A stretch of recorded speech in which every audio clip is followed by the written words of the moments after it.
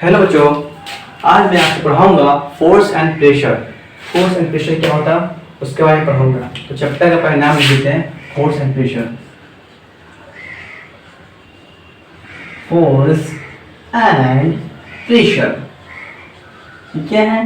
ये चैप्टर का नाम है, force and pressure. Force and pressure क्या है? चैप्टर का नाम है। इस चैप्टर में हम किन किन टॉपिक को कवर करेंगे, तो आइए टॉपिक लिखते हैं।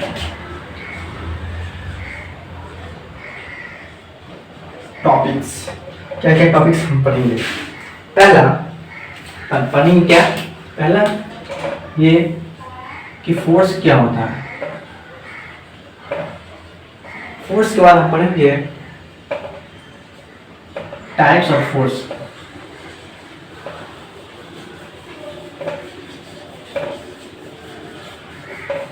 Types of force. इसके बाद हम पढ़ेंगे प्रेशर।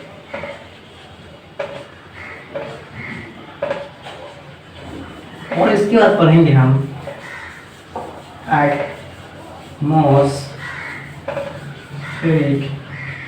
Atmospheric pressure.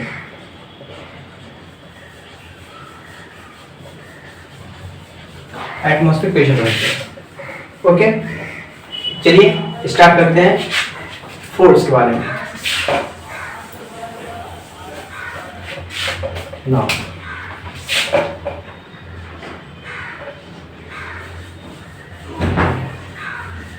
फोर्स क्या होता है, आइए समझते हैं। मान लीजिए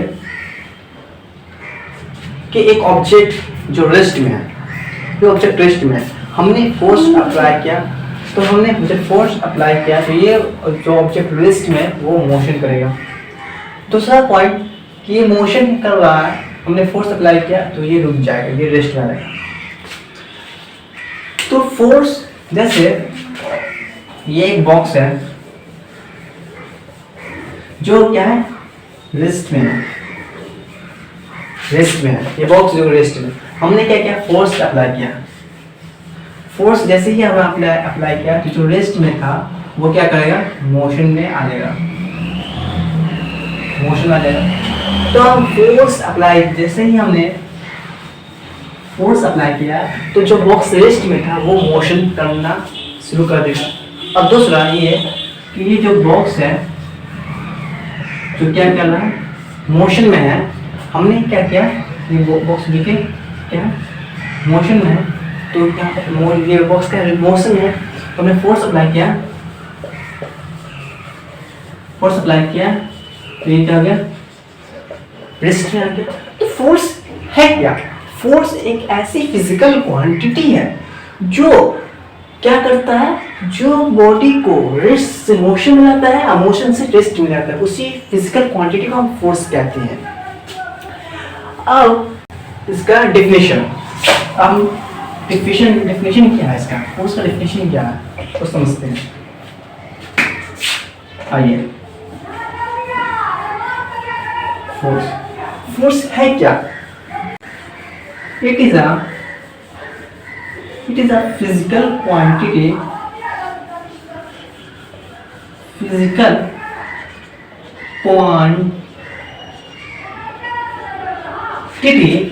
that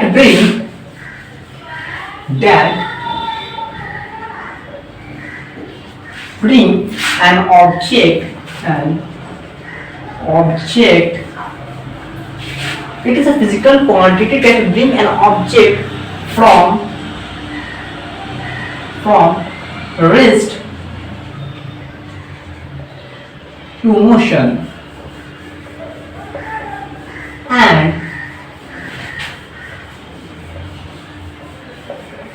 motion to rest is called force. Okay, force क्या? फोर्स एक ऐसा फिजिकल क्वांटिटी है जो किसी ऑब्जेक्ट पर अप्लाइड होता है, तो जो ऑब्जेक्ट रेस्ट में है वो मोशन में आता है, और जो ऑब्जेक्ट मोशन में है वो रेस्ट में आता है। उसी को हम क्या कहते हैं, फोर्स कहते हैं। अब इस यहाँ पर एक वर्ड आया है फिजिकल क्वांटिटी। फिजिकल क्वांटिटी क्या होता है? फिजिकल क्वांटिटी क्या है?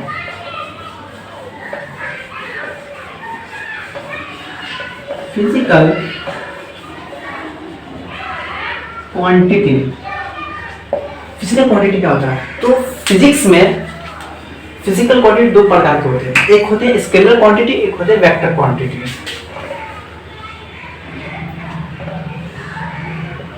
एक होते हैं स्केलर क्वांटिटी और एक होते हैं वेक्टर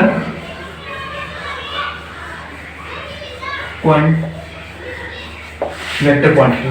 अब स्केलर क्वांटिटी क्या होता है? स्केलर क्वांटिटी वह क्वांटिटी होता है जिसको ओनली मैग्नीट्यूड से मतलब है, उसे डायरेक्शन से मतलब नहीं है। It's only magnitudes, it's only magnitude, okay, उसे हम स्केलर क्वांटिटी कहते हैं। ऐसा एग्जांपल, इसका एग्जांपल हो गया आपको, एग्जांपल क्या होगा? एग्जांपल हो गया मास। मास क्या है? एक स्केलर क्वांटिटी है। Time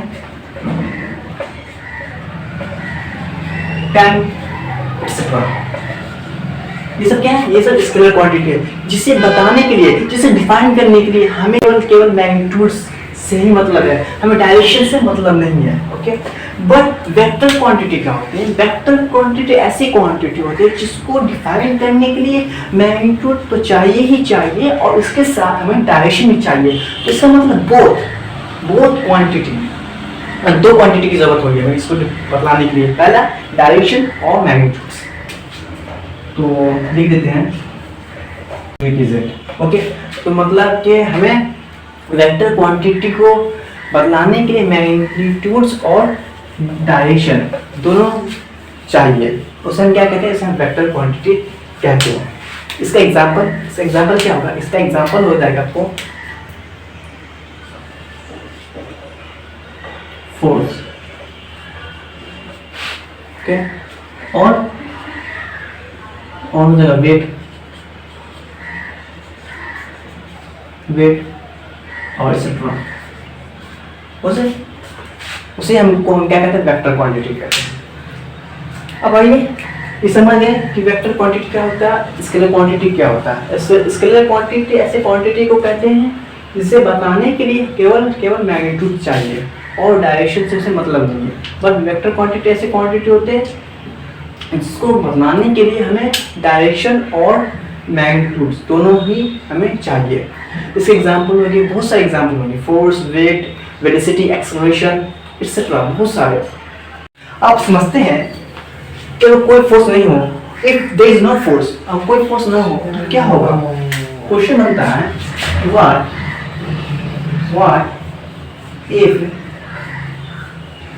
there is no force. अब कोई फोर्स नहीं है तो क्या होगा? कोई फोर्स नहीं है तो क्या होगा? तो कोई भी ऑब्जेक्ट अगर रेस्ट में है तो मोशन ही में रहेगा। कब तक? अनंत समय तक क्या होगा? वो रेस्ट ही में रहेगा। अगर कोई भी ऑब्जेक्ट मोशन में है तो वो अनंत समय तक मोशन ही में रहेगा, ओके। तो हम लिखते हैं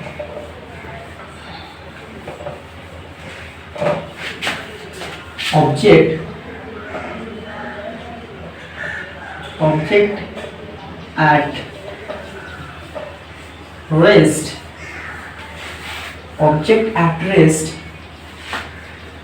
object at rest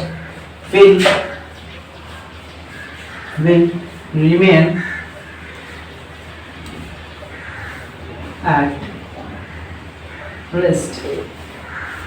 object at rest will remain at rest, मतलब ऑब्जेक्ट अगर रेस्ट में है तो वो रेस्ट ही में रहेगा, ओके। जब तक नहीं उस पर हम एक एक्सटर्नल फोर्स अप्लाई करें तब तक वो रेस्ट में है तो रेस्ट ही में रहेगा। जैसे मान लीजिए कि ये बॉक्स है, ये एक बॉक्स है जो कि क्या है?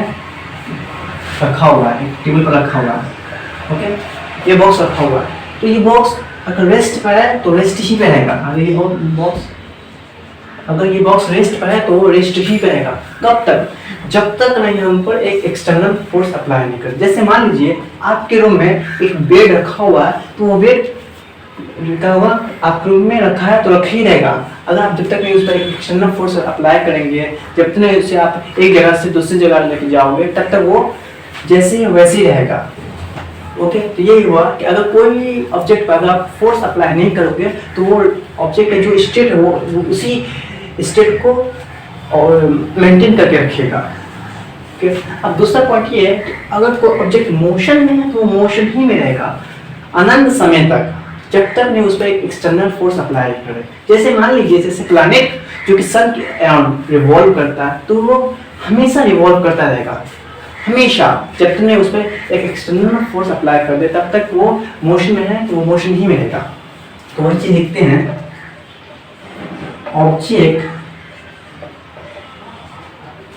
object in motion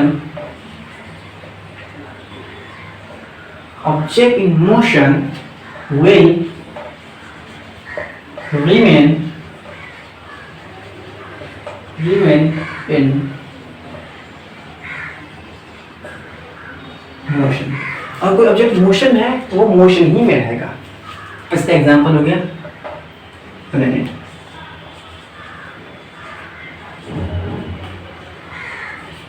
ओके, ये हो गया। अब हम क्या समझेंगे? अब हम समझेंगे कुछ बातें फोर्स के बारे में, कुछ और बात समझते हैं। ये फोर्स क्या है? वेक्टर क्वांटिटी है। Force is a vector quantity. तो हमने आपको पढ़ा चुका हूं कि वेक्टर क्वांटिटी क्या होता है। तो वेक्टर क्वांटिटी ऐसे क्वांटिटी को कहते हैं जिसे बताने के लिए मैग्नीट्यूड्स और डायरेक्शन दोनों चाहिए। बोथ मैग्नीट्यूड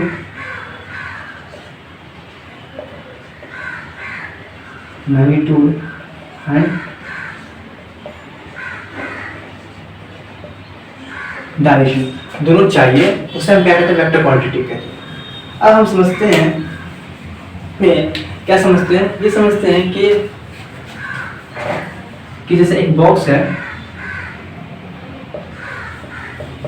अगर हम इस बॉक्स पर एक फोर्स अप्लाई करें, तो हमने किसी बॉक्स पर फोर्स अप्लाई किया तो इस फोर्स को कैसे कैलकुलेट करें? क्या इसके लिए कोई फॉर्मूला है?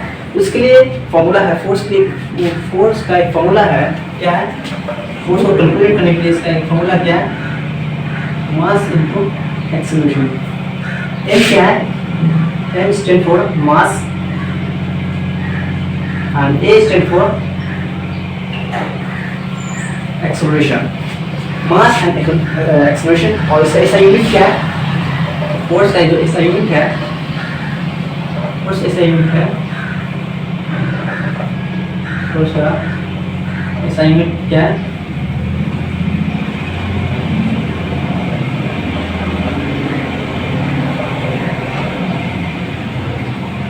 ऐसा यूनिट क्या है? वो क्या है?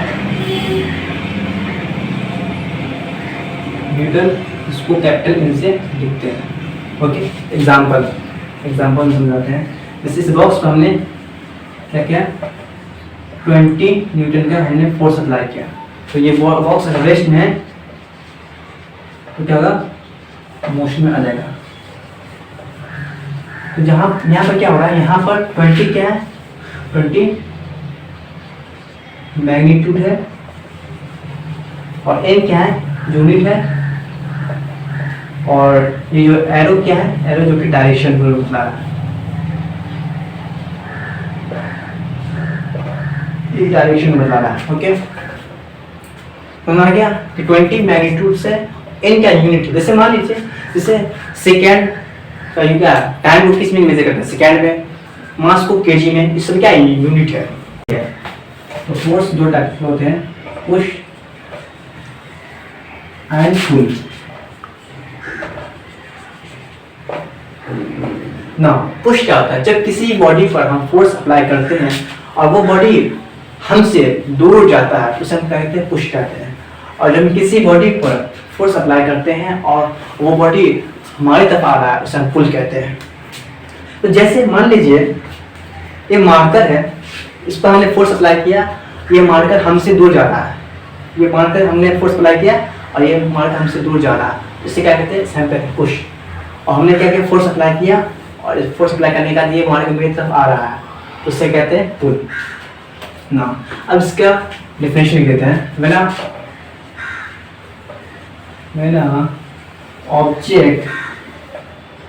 when object move away from body, then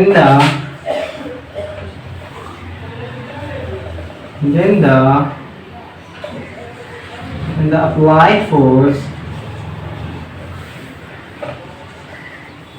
is called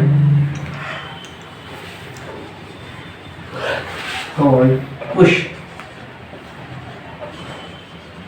Okay, उसे हम क्या कहते हैं, पुश कहते हैं। When object move away from the body, then the applied force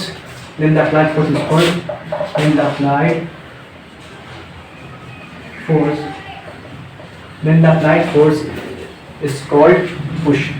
अब पुल क्या होता है, पुल कहते हैं जब किसी ऑब्जेक्ट पर हम फोर्स अप्लाई करें और वो ऑब्जेक्ट हमारे तरफ आए उसे हम पुल कहते हैं। तो एक एग्जांपल आपको समझाते हैं, जैसे आप मॉल में जाते हो, बड़े बड़े रेस्टोरेंट में जाते हो, ये गेट पे लिखा होता है पुश अ पुल। इसका मतलब क्या होता है, ढकेलिए और खींचिए, मतलब जब आप गेट को ढकेलते हैं मतलब अपने बॉडी से दूर करते हैं, उससे क्या कहते हैं, पुश कहते हैं।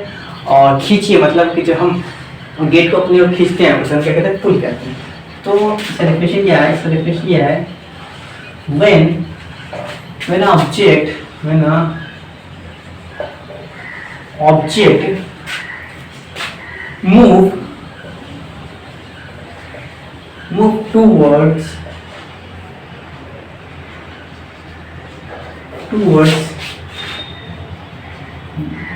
the when an object move towards the body,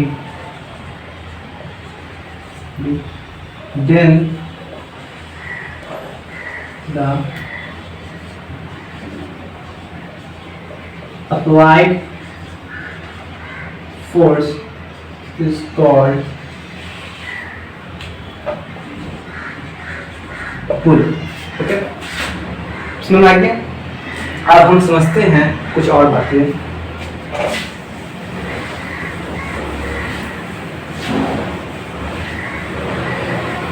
Now, exploring force क्या होता है, आप समझते हैं एक्सप्लोरिंग फोर्स के बारे में समझते हैं।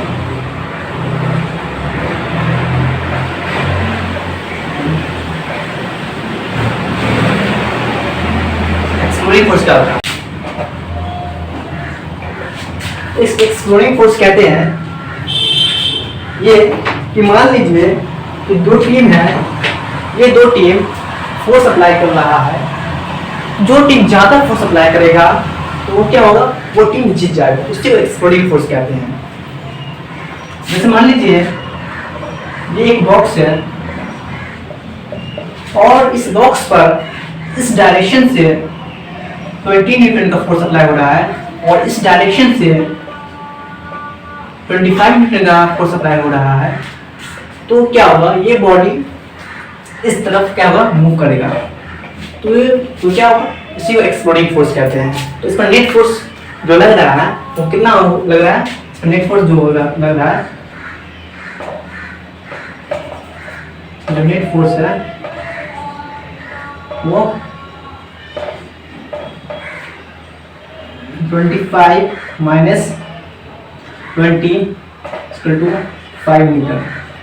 तो इस बॉडी पर 5 न्यूटन का फोर्स लग रहा है, जिसकी वजह से ये बॉडी या ये बॉक्स जो मूव इधर कर रहा है, इसी को एक्सप्लोडिंग फोर्स कहते हैं। अब हम समझते हैं बैलेंस फोर्स और अनबैलेंस फोर्स क्या होता है, और अनबैलेंस फोर्स। बैलेंस फोर्स जिससे क्या होता है और अनबैलेंस फोर्स जिससे क्या होता है। तो देखो बैलेंस फोर्स को समझने के लिए आपको एक एग्जांपल समझाते हैं। जैसे बैलेंस लाइफ होता है, इसमें क्या होता है, जैसे एक आदमी है, उसका सैलरी 20,000 रुपया है और वो 20,000 रुपये से ही अपने पूरा खर्चा पूरा करता है। एक महीने का पूरा खर्च उसी 20,000 में कर लेता है। वो एक्स्ट्रा अपने बजट को बढ़ाता नहीं है। उसे हम कहते हैं बैलेंस लाइफ। वो क्या है, बैलेंस लाइफ है। तो उसी तरह बैलेंस फोर्स है। उसमें क्या होता है, उसमें ये होता है जैसे एक ऑब्जेक्ट है, जैसे एग्जाम्पल से आपको एग्जाम्पल समझाते हैं। जैसे एक बॉक्स है, ओके, इस बॉक्स पर इस डायरेक्शन से 10 न्यूटन का फोर्स लग रहा है और इस डायरेक्शन से फिर 10 न्यूटन का फोर्स लग रहा है। तो क्या हो रहा है, इस बॉक्स पर इस डायरेक्शन से भी 10 न्यूटन का फोर्स लग रहा है और इस डायरेक्शन से भी 10 न्यूटन का फोर्स लग रहा है। जिसके कारण से मैग्नीट्यूड तो सेम है बट डायरेक्शन के अपोजिट है। तो जिसके कारण से जो नेट फोर्स होगा वो क्या हो जाएगा, जो फोर्स होगा वो 0 न्यूटन हो जाएगा। 0 न्यूटन का फोर्स होगा। तो इसके कारण से बॉक्स के स्टेट में किसी तरह का चेंजिंग नहीं होगा, मतलब no change, brings no change,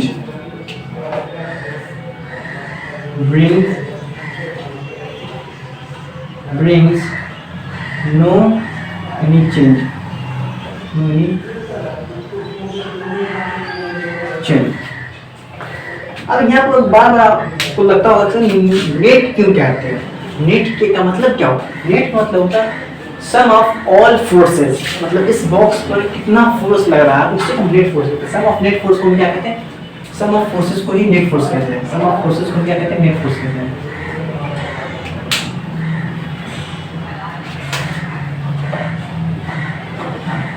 Sum of all forces acting on a body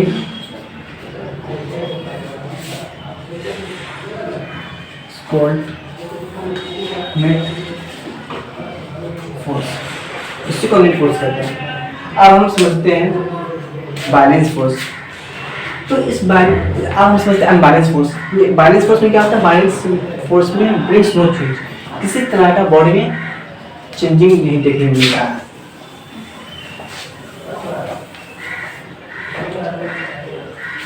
लिख देते हैं,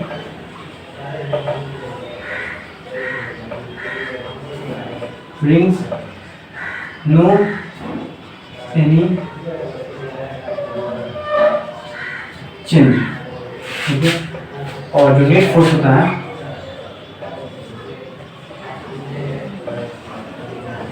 वो क्या था, 0, मतलब 0 न्यूटन का फोर्स होता है। नेट फोर्स जो होता है वो 0 होता है। अब अनबैलेंस फोर्स समझते हैं।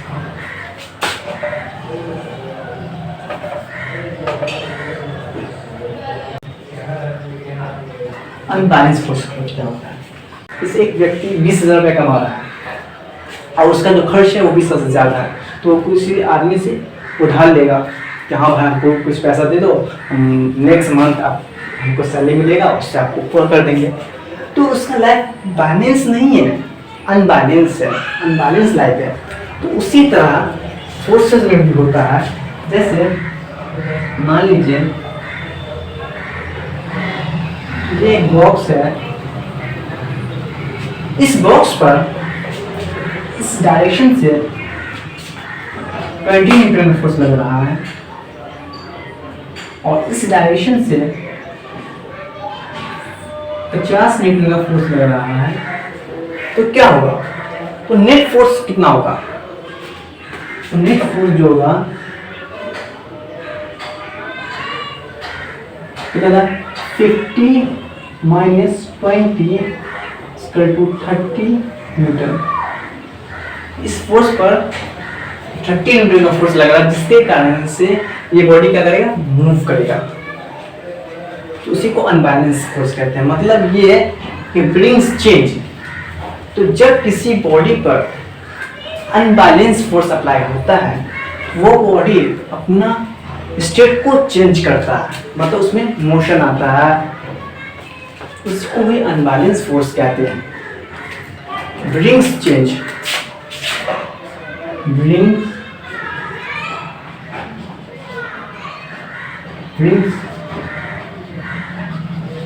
चेंज, ऐसा फोर्स जो बॉडी में चेंज लाए, बॉडी की स्टेट में चेंज लाए, उसे अनबैलेंस फोर्स कहते हैं। अब हम समझते हैं फोर्स एक्टिंग से डायरेक्शन। अगर किसी बॉडी पर सेम डायरेक्शन में फोर्स लग रहा है तो हम क्या करेंगे, तो एग्जांपल से हम समझाते हैं आपको। जैसे ये एक बॉक्स है जो कि सरफेस पर रखा हुआ है, तो क्या कर रहा है, चिंटू 10 न्यूटन का फोर्स लगा रहा है और मिंटू भी क्या कर रहा है, 10 न्यूटन का फोर्स लगा रहा है। तो जो नेट फोर्स होगा वो कितना लगा, 10 + 10 = 20 न्यूटन का फोर्स होगा, जिसकी वजह से बॉडी आगे की ओर मूव करेगा। तो हमने इसमें क्या किया, हमने इसमें ये किया, जो इफेक्टिव फोर्स जो था, effective force is equal to addition of force. हमने इन सारे फोर्स को ऐड कर दिया, तो वो क्या हुआ, उसी को हम इफेक्टिव फोर्स कहते हैं। अब हम बात करते हैं, अगर किसी बॉडी पर अपोजिट डायरेक्शन में फोर्स लगेगा तो हम क्या करेंगे, क्या उस फोर्स को ऐड करेंगे, क्या उस फोर्स को सब्सट्रैक्ट करेंगे। आइए समझते हैं।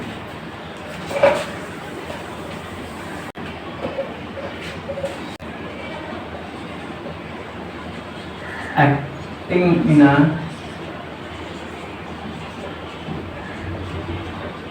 opposite direction. अगर किसी बॉडी पर अपोजिट डायरेक्शन में फोर्स लगा तो क्या करेंगे, जैसे मान लीजिए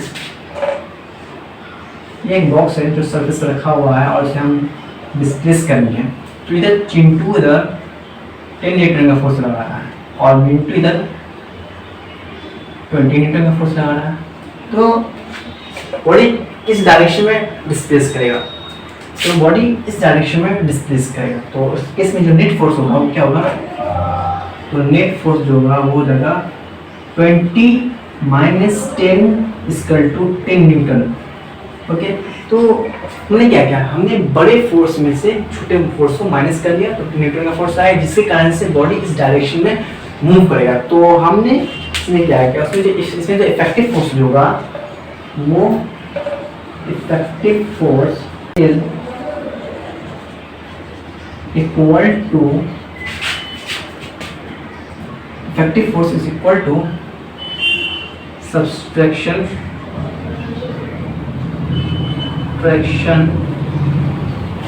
of force। और इस केस में जो इफेक्टिव फोर्स का जो डायरेक्शन होगा वो क्या होगा, तो इधर लार्जर फोर्स का डायरेक्शन है वही इफेक्टिव फोर्स का डायरेक्शन होगा। मतलब ये है effective in a direction of larger force। तो लार्जर फोर्स का जो डायरेक्शन होगा वही इफेक्टिव फोर्स का डायरेक्शन होगा। अगर हम फोर्स अगर किसी बॉडी को अपोजिट डायरेक्शन में लग रहा है तो इफेक्टिव फोर्स जो होगा क्या होगा, सब्सट्रैक्शन करोगे, मतलब कि बड़े फोर्स में से छोटे फोर्स को माइनस कर दोगे तो वो क्या होगा, वो इफेक्टिव फोर्स होगा। और इफेक्टिव फोर्स का जो डायरेक्शन होगा वो क्या होगा, वो जिधर लार्जर फोर्स का डायरेक्शन होगा वही इफेक्टिव फोर्स का डायरेक्शन होगा। तो लार्जर फोर्स का डायरेक्शन इस साइड है, तो ये इस साइड में क्या होगा, इसी साइड में इफेक्टिव फोर्स का डायरेक्शन होगा। आइए आज इसका नाम समझते हैं, इफेक्ट ऑफ फोर्स के बारे में समझते हैं।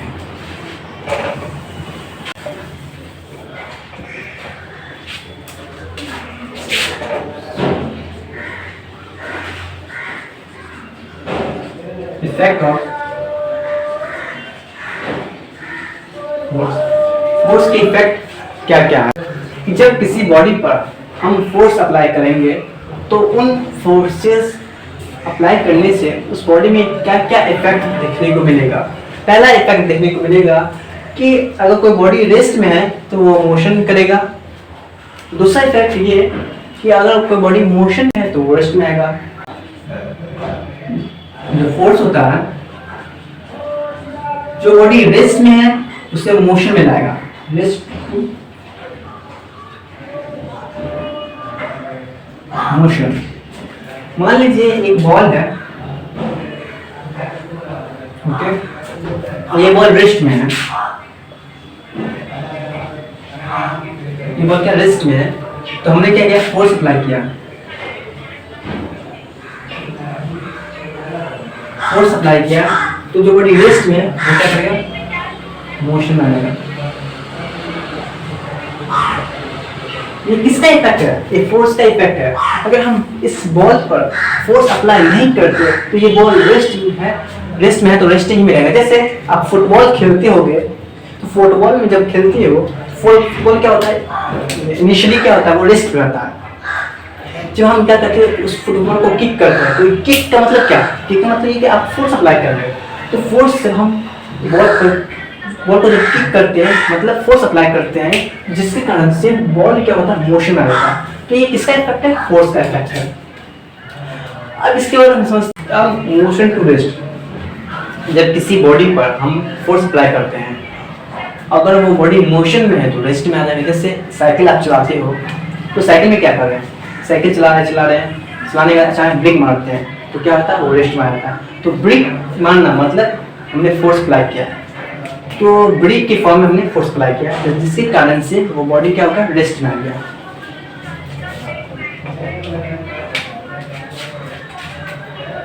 तो ये भी क्या है, ये भी एक तरह का इफेक्ट है फोर्स का, मोशन टू रेस्ट। और कोई बॉडी मोशन में है तो रेस्ट में आएगा, ये इफेक्ट है। अब तीसरा इफेक्ट क्या है, सिर्फ ये है कि किसी बॉडी पर हम फोर्स अप्लाई कर रहे हैं तो वो बॉडी क्या करेगा, अपने स्पीड को चेंज करेगा। मतलब कि change the speed, change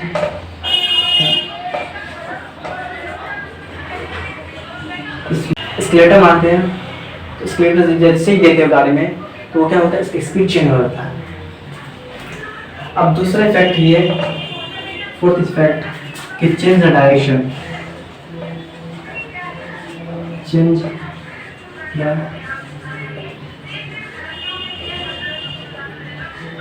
direction. मतलब फोर्स से आप डायरेक्शन चेंज कर सकते हो। किसी बॉडी में कोई बॉडी इस डायरेक्शन में मूव कर रहा है, हम फोर्स अप्लाई करके इसका डायरेक्शन क्या कर सकते हैं, चेंज कर सकते हैं। इधर जा रहा था, इधर जाएगा। तो ये सारे क्या है, ये सारे इफेक्ट है, फोर्स के इफेक्ट है। किसी बॉडी पे फोर्स अप्लाई करके तो ये सारे इफेक्ट देखने को मिलते हैं। और फिफ्थ जो इफेक्ट है वो क्या है, फिफ्थ इफेक्ट है change the shape of the body. मतलब फोर्स अप्लाई करोगे बॉडी पर तो बॉडी का शेप चेंज हो सकता है। जैसे आप बचपन में किए होंगे, जैसे रबर होता है तो रबर को आप जब खींचते हो तो क्या हो रहा है, रबर का साइज नॉर्मल साइज में है बिल्कुल। जैसे ही हम रबर पर फोर्स अप्लाई करते हैं उसका साइज क्या होता है, इंक्रीज होता है। तो ये सारे क्या है, ये सारे इफेक्ट है। तो आपको कुछ आ सकता है लिखने को कि फोर्स के इफेक्ट लिखो। तो पहला इफेक्ट बोलोगे, अगर कोई बॉडी रेस्ट में है तो मोशन में आ जाएगा, अगर कोई बॉडी मोशन में है तो रेस्ट में आएगा। और इसके बाद स्पीड को चेंज कर सकते हो, और इसके बाद डायरेक्शन चेंज कर सकते हो, बॉडी की शेप चेंज कर सकते हो। ये सारे इफेक्ट है फोर्स के।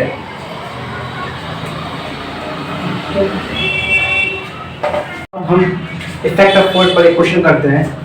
A force can not change, कि इनमें से क्या है कि मतलब कि जब हम फोर्स अप्लाई करते हैं तो क्या चेंज नहीं होता है। तो फोर्स अप्लाई करोगे किसी बॉडी में तो मोशन स्टेट ऑफ चेंज, मतलब कि state of motion.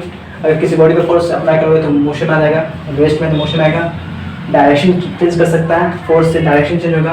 Force apply करोगे तो साइज में चेंजिंग आएगा, बट मास में चेंजिंग नहीं आएगा। अगर आप किसी बॉडी पे फोर्स अप्लाई करोगे तो उस बॉडी के मास में चेंजिंग नहीं होगा। इसका मतलब ये होगा कि force can not change mass of object. जब हम फोर्स अप्लाई करेंगे, इसका आंसर जो होगा, इसका जो आंसर क्या है, इसका आंसर है ऑप्शन नंबर 4, मतलब मास ऑफ ऑब्जेक्ट। अगर आप फोर्स अप्लाई करोगे तो मास ऑफ ऑब्जेक्ट में चेंज नहीं होगा, बाकी चीज में चेंजिंग आ जाएगा बट इसमें चेंजिंग नहीं आएगा। अब हम नेक्स्ट वीडियो में पढ़ेंगे के टाइप पढ़ेंगे on the basis of physical contact. कितने टाइप्स के होते हैं, कांटेक्ट फोर्स होते हैं, नॉन कांटेक्ट फोर्स होते हैं। कांटेक्ट फोर्स क्या कितने टाइप्स के होते हैं, कांटेक्ट फोर्स होते हैं 2 टाइप होते हैं। पहला होता है मस्कुलर फोर्स, दूसरा होता है friction force. Non contact force कितने टाइप्स के होते हैं, 3 टाइप्स के होते हैं, ग्रेविटेशनल फोर्स और इलेक्ट्रोस्टैटिक फोर्स, और इसके बाद होता है मैग्नेटिक फोर्स। ओके, तो नेक्स्ट वीडियो में हम इन सारे के बारे में पढ़ेंगे।